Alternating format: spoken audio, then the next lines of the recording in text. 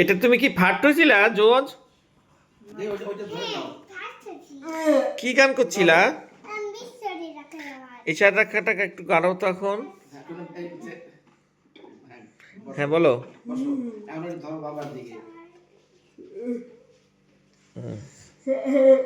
গান গাওয়া ধরো।